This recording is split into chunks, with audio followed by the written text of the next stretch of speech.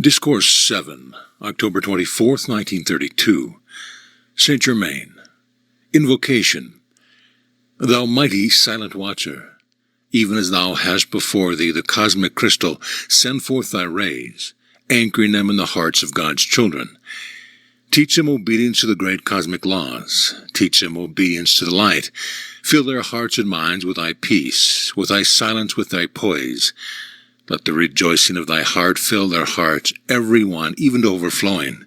With thy substance and pure electronic force, it brings with it the immeasurable, infinite blessing. Let each one feel thy omnipresent, watchful care, thy sustaining love, wisdom, and power. The Discourse. I bring you greeting from the great host of light who watch attentively the outpouring of divine radiance, whose great love, peace, and light always enfold you, as messengers of the light, giving always strict obedience to the great light. Obedience of all manifestation is the first demand of the great host. When the command went forth, "Let there be light," obedience was the first activity. Consequently, limitless light was at hand. It is so with all outer activity of the one active principle, God. The first activity of the outer should be to give perfect obedience to that inner presence. Thus is it enabled to receive harmoniously the unadulterated pure essence, and so it should be with friends, with relatives, with associates, and with all outer contact of individuals. There should always be this wondrous grace of love, light, and obedience. It matters not the age of the individual, still the outer expression often, for its need is obedience to the great inner light. When the impulse surges forth to argue, criticize, or feel a resistance, it is your signal that the outer is intruding itself to demand attention. Then is the time, by the power of your free will, to command the outer to be silent and obey the I Am presence. It is useless to argue any point. Silence the outer, and then, in loving obedience, give the instruction. In this way it can come forth unobstructed. When students have entered the conscious path, the slightest intimation of disturbance or resistance of any kind should be followed instantly by silencing all outer activity and declaring, "I am the obedient, intelligent activity in this mind and body. I am the governing power and do govern it harmoniously." It matters not upon what plane or in what sphere of activity the Son of God, that is, the son or daughter of God, acts, obedience to its laws, or the divine law of the sphere in which he is acting, is always imperative to his steady onward progress. Someday, I hope in a near future, we shall take up for consideration the elements of outer activity which are most disturbing, and the effect of their activity upon the body. I do not wish to do this, however, until the students are strong enough to hear the truth of this activity without a single twinge of resistance or self-condemnation, because to start an activity within the individual of either condition would be a mistake upon my part. I spoke some time ago about the student keeping on guard to watch that in an unguarded moment he did not find himself unknowingly entertaining some feeling of resistance, criticism, or some activity which he later discovered had been acting. Every student should constantly use, many times a day, for it only requires a minute, and silently declare, "I am the invincible guard, established, sustained, and maintained over my mind, my body, my home, my world, and my affairs." Keep conscious that this guard, being the I Am presence, naturally has infinite intelligence. This will establish an intelligent guard and activity about you that does not have to be constantly repeated. Again, we come to a point where every time we use the expression I or I am, we know that it is the full power of love, wisdom, and intelligence acting. Use frequently, I am the full liberation of divine love acting. Now, as a preparatory activity for the day, I would suggest that the students, with great joy and firmness, after having refreshed themselves in the morning, would silently declare, knowing that the power of the declaration is self-sustained, "I am the governing love, wisdom, and power with its attendant intelligent activity, which is acting today in every single thing that I think or do. I command this infinite activity to take place every moment, and be the sustaining guard about me, that I move, speak, and act only in divine order." Then, during the day, whenever you think of it, take the firm consciousness, "I am the commanding, governing presence, moving everywhere before me during the day, commanding perfect peace and harmony in all activity." In this manner, you will lock the door open for the continuous outpouring of this inner intelligent presence, which will transform your world and keep you from contacting inharmony of any kind, enabling you to have that steady flow of inner peace and harmony in all outer contact. It matters not what the manifestations may be within the body or without. The student must take his firm stand that his body is the temple of the Most High Living God. This is an unquestionable truth, and this attitude consciously maintained will more rapidly bring the body into a perfect activity, which was intended from the beginning. I say to the students in all sincerity, there is no possible way of attaining a quality or a desired attribute without claiming it. The outer has drifted into a limited consciousness of declaring it and did not have the desired quality, and of course it could not manifest it under those conditions.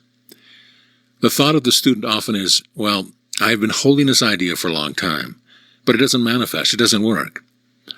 This is positive proof that somewhere in the consciousness there was lurking a doubt, possibly unknown to the individual. I tell you that no matter what appears on the surface, if you will continually, with firm determination, claim the quality, condition, or things you desire, and go right on claiming them with a firm determination, you will find expression in your use just as certain as you do this.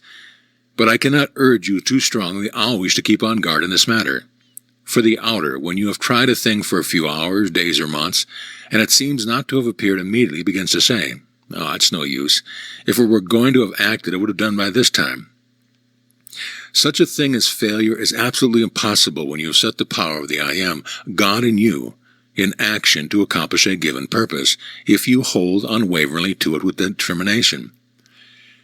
Many times I have seen students nearing wonderful achievement, wonderful victory and freedom, and this outer attitude of not yet being accomplished would rush in, get their attention to such an extent that it would either retard greatly their progress or shut the door indefinitely. The student should compel herself or himself to hold before the mind this truth, that when the I Am power and presence is set in motion, it can no more fail in its accomplishment than the universe stop its activity.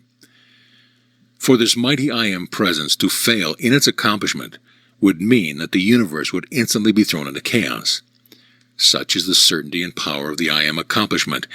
It simply cannot fail unless the outer obstructs the way. Every student should guard with great watchfulness that he does not use the I Am in negative expression. For when you say, "I am sick, I have failed, I am not accomplishing this thing that I should," you are throwing this mighty energy into action to destroy the thing you wish to accomplish. This always happens whenever you use the word I, for that is the release of the universal power. Knowing that the I Am is you, then when you say, "My head aches, my stomach is out of order, my intestinal tract is disturbed," you are throwing the energy into those parts to act according to the thing you have decreed. For when you say "my," it is the same energy acting, because there is only one person who can say "I" or "my," and that is you, decreeing for your world. Any expression which can only be used for yourself is including the energy and activity of the I Am presence. The correct attitude to take, and some organ seems to be rebellious, is to instantly declare and hold fast that I am the only and perfect energy acting there. Therefore, every appearance of disturbance is instantly corrected. This is the important point to keep before the student. If, through habit, you have thought that certain remedial agencies gave assistance, then use these sparingly until you gain sufficient mastery to govern entirely by your I Am presence. I assure you that even though you think that this remedial agent has given you relief, it is still the same I Am presence that has given the remedial agency the power to give you relief. For instance, I have watched the medical world for many centuries, and when one individual or so-called authority says that a certain remedy is no longer of use, it is but a short time until it disappears entirely. The question within the mind of all thinking individuals is that certain herbs or remedial agencies have a certain natural chemical action corresponding to the element within the body. I say to you, what gives or makes the chemical affinity? The power of your I Am, which enables you to think. Thus, when you come to go around the circle of activity, you will find that there is only one intelligence and presence acting, and that is the I Am, God in you. Now, why not look this truth square in the face? Take your stand unwaveringly with the I Am presence, God in action in you, and know that it is the only life in you and all things or remedies to which you alone give power. Is it not much better to go directly to this great I Am presence and receive its all-powerful, limitless assistance which cannot fail, than to give power to something that leads you around Robin Hood's barn to get assistance from something in the outer to which you have given the power? I know it is not easy for students to turn away from old habits or dependence upon certain remedial agencies, but a little thought and meditation upon this fact will simply compel the outer reason and dependence upon these outer things to give away completely before the great I Am presence. There is no way of convincing the student upon this most vital of questions, except he apply the wisdom and knowledge with unwavering determination until he proves for himself the active truth of this simple thing. There is no one who can tell to you what degree the student can apply this, for only he alone, by trying, may know. Many times the inner accumulated energy is such that the student is amazed with the results when he begins to apply this. The Oriental phrase for I am is Om. That means the same thing that I am is beginning to mean to the Western world. For myself, I like very much the use of the I am because its very expression indicates God in action in the individual. Om, as understood by the Orientals, is a universal presence, and not nearly so apt to give the student the consciousness of the I am presence acting in the individual as the use of I am.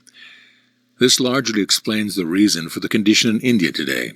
Hundreds of thousands in India, through the confusion of many castes, have fallen into the error that the intonation of Om was all that was required in their lives.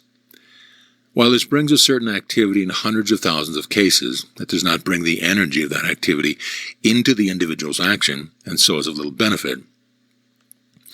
The method of the ascended masters throughout the ages from time immemorial has been the conscious use of the I Am presence, the recognition and full acceptance of God in action in the individual, which more or more brings into the individual the full intelligent activity of the God presence, the Godhead.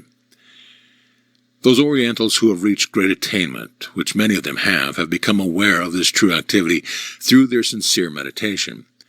Perhaps the simplest, most powerful single thing that the individual can keep himself reminded of is that when he says, I am, he is knowingly or unknowingly setting into action within himself the full, unadulterated energy of God. Energy becomes power through conscious use. The fact that the individuals are in human embodiment is the command to raise the world of the individual into perfect activity. When the consciousness of the individual is raised, everything in the world of that individual is raised into the inner activity. O Mani Padme Hum really means God in activation in the individual. Use the I am instead of Om at all times, because many of you have been embodied in an Indian embodiment. At one time you knew that use, and to prevent it calling forth a lesser use, use the I am now to take you to the full height. Whenever you say I am, you are setting the pure energy of God into motion, uncolored by human concepts. This is the only way of keeping the pure energy of God uncontaminated by human qualification. Enormous results can be had in a short time by the determined use of these affirmations. I am this pure inspiration. I am this pure light right here in action, and visualize this through the body now. I am this pure revelation of everything I want to know. Hold the reins of power forever within yourself. People are afraid of just embracing the great God power and letting it operate. What is there to fear in God? Its operation is pure and perfect.